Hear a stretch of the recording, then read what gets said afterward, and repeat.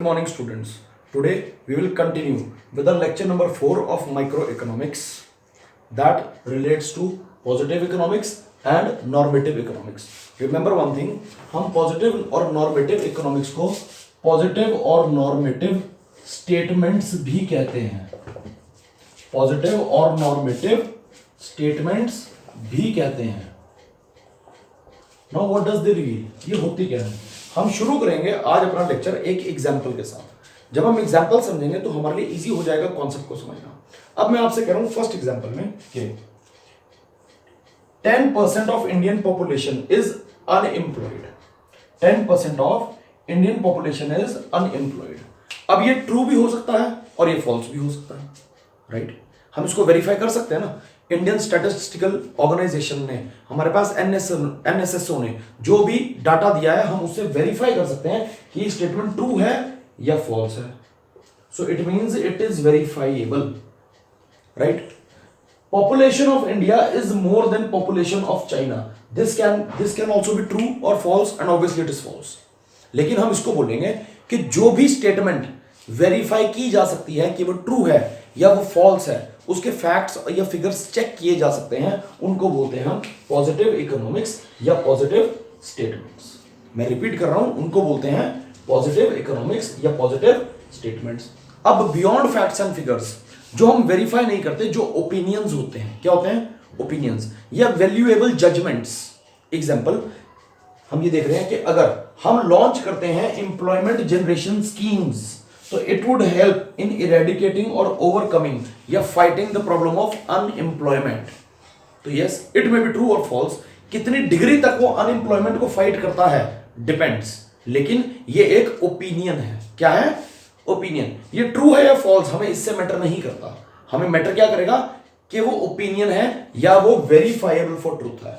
अगर वो verifiable for truth है on the basis of facts and figures, तो हम उसको बोलेंगे पॉजिटिव इकोनॉमिक्स या पॉजिटिव स्टेटमेंट्स. और अगर वो सिर्फ ओपिनियन है, वैल्यू जजमेंट है, तो हम उसको बोलेंगे नॉर्मेटिव इकोनॉमिक्स या normative statements. I hope I am clear. अब पढ़ते हैं कि पॉजिटिव और नॉर्मेटिव इकोनॉमिक्स के फीचर्स क्या है और इनका डिफरेंस क्या लाएगा. Positive economics, it deals with economic issues related to past, present and future. इसका मतलब क्या था? What was. प्रेजेंट क्या है? What is.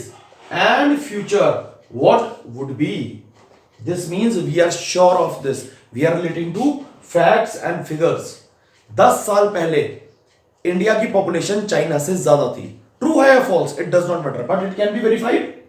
तो वो क्या बन गई? पॉजिटिव इकोनॉमिक्स या पॉजिटिव स्टेटमेंट. अब यहां पर वो क्या करता है? ये कहता है जी ओपिनियंस के साथ डील करता है, and because of that it relates to what ought to be. कि क्या हो सकता है. यहां क्या है? क्या है, क्या था, क्या होगा. और यहां पर क्या हो सकता है. दोबारा आ रहे हैं हम एग्जांपल पे कि अगर हम एम्प्लॉयमेंट जनरेशन स्कीम्स लॉन्च करते हैं तो हम अनएम्प्लॉयमेंट को फाइट कर सकते हैं, हम उसको रिड्यूस कर सकते हैं. कितना फाइट कर सकते हैं ये हम वेरीफाई नहीं कर सकते, राइट? उसके बाद हमने क्या बोला? दीज कैन बी ट्रू और false. Obviously the population of China is greater than population of India, so this statement is false. But हम क्या कर रहे हैं? चाहे वो ट्रू है या वो फॉल्स है, it does not matter. If it can be verified, that is it involves facts and figures, so it is a positive statement. It is a positive statement and this involves opinions only. ये opinion है, यहां पे कोई fact figure नहीं है. Not verifiable for truth. Clear? Last point है हमारे पास. It does not involve value judgments, and this involves value judgments. तो see, यहां पे कोई फैक्ट फिगर नहीं है, सिर्फ ओपिनियंस या वैल्यू जजमेंट्स हैं. क्या है? ओपिनियंस या वैल्यू जजमेंट्स. तो ये बन गई बेटा हमारी नॉर्मेटिव इकोनॉमिक्स या नॉर्मेटिव स्टेटमेंट्स. और यहां क्या है? Facts and figures. क्लियर है? तो ये क्या बन गई हमारी पॉजिटिव इकोनॉमिक्स या positive statements. I hope it is clear to you. Thank you. Have a nice day.